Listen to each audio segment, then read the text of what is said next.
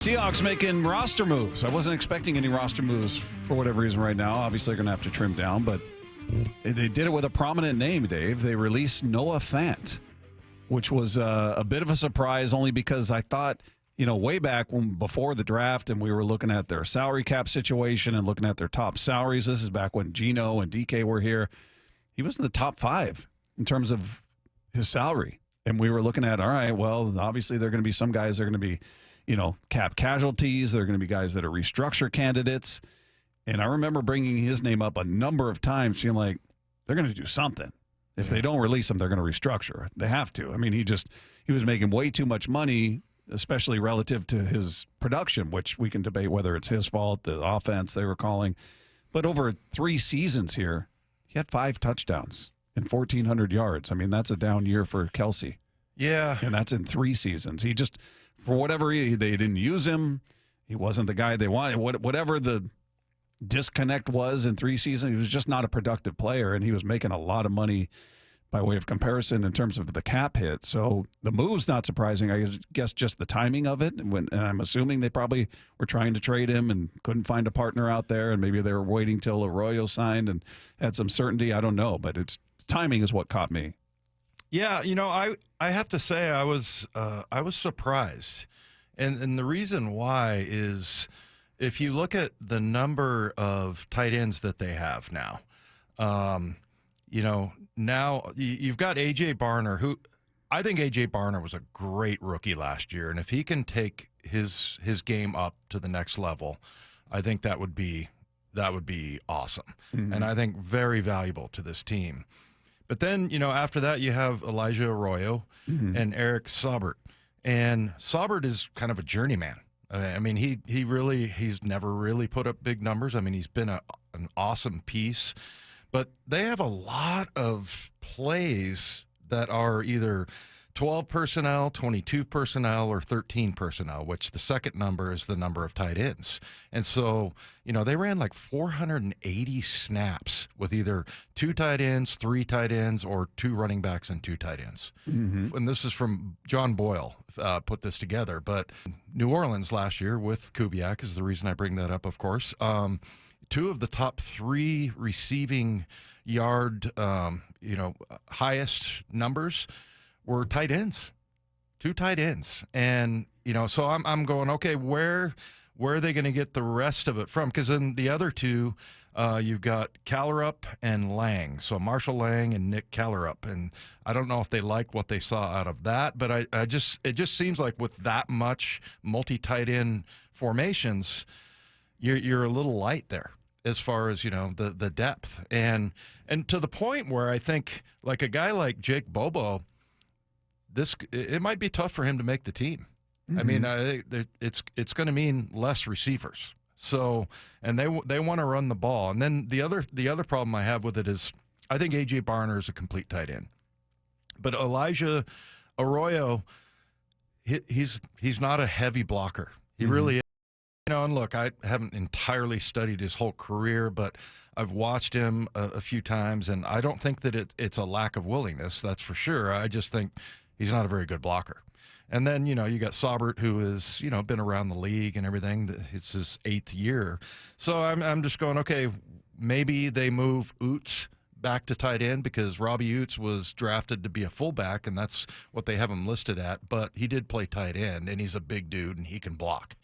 So, yeah, I mean, I'm just going, where are you going to get that from? The other thing I think with Noah Fant, if you look at his numbers, and this is just my perception of what I saw last year and the year before that, if you look at Spoon's numbers, you're not going to be blown away by that, but he creates some really good moments. And I'm not comparing Fant to Spoon, but there was a lot of times where I was like, man, that was a really good route that he ran, or, that was a pretty decent block by him. And I liked him as a player. Right. So, did you like him at $9 million? Yeah, I mean, I don't know. You've got space. They already had cap space before that. Maybe this is something you need to do. They've got a big move coming. Yeah, that's what I'm thinking. And I'm thinking there's got to be some kind of a corresponding move because, if you look at, the number of times, like I said, 400, almost 500 snaps are with multi-tight ends. And But like I said, that's going to cut down the receivers that they keep. Yeah, and we'll see if they duplicate that here. Maybe they there's a progression to it. Well, okay, this is how we did it there based on who we had to work with. This is who we have here, so this is how we're going to do it. Yeah. So I don't know. I just don't think. I thought again at minimum they'd restructure just because he was relative to his production he was making way too much money. Yeah. So it's. When you look at his numbers, though, and I remember when they brought him over, we talked to Mark Schlereth, and he's like, "Yeah, he was just so blah about him. Like, yeah, he's not great. He's a guy. He just made him sound like ordinary Joe out there, and he was for whatever reason wasn't that high on him. And his most productive year was in terms of touchdown. He had 4 touchdowns his first year, had none in 23, and played all 17 games. This was an injury. He just had no touchdowns." 32 receptions, 414 yards, no touchdowns in 2023. And then last year, he had 48 receptions, 500 yards, 1 touchdown. I mean, you just weren't getting much from him, whether it was his fault or the coordinators. Yeah. I don't know what was happening. I thought Pete did a really good job his last year of having 2 and 3 tight end sets. They seem to have some success with that. But, yeah, like I said, I mean, what I saw – versus what the numbers are, were 2 different players. Not to the point where I'm like, oh my gosh, this guy can be Travis Kelce, but I thought that he was pretty decent at when I looked at his stuff in Denver, the run after catch wasn't great, but I thought he surprised me a couple of times, and then. Yeah, if I close my eyes, I can see him running that route across the back of the end zone. It seems like he caught 2 or 3 of those.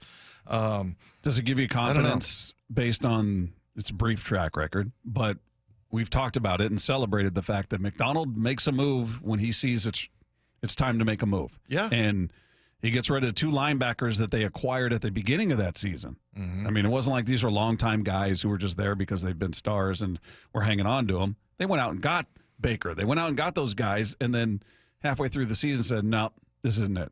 He's decisive. He really is. And he was right. Yeah. And so we'll see. But same thing with Grubb. I mean, I was pretty surprised by that they did that after one year. So does that give you confidence saying, all right, this guy's been really decisive and he doesn't wait around when he sees I need to make a change at whether it's a coach or whether it's a player? Yeah. I'll just be happier when I see what the corresponding move is, or maybe they, like I said, maybe they really liked Oots and they think, okay, we can, have him in as the 3rd tight end, which they run sometimes.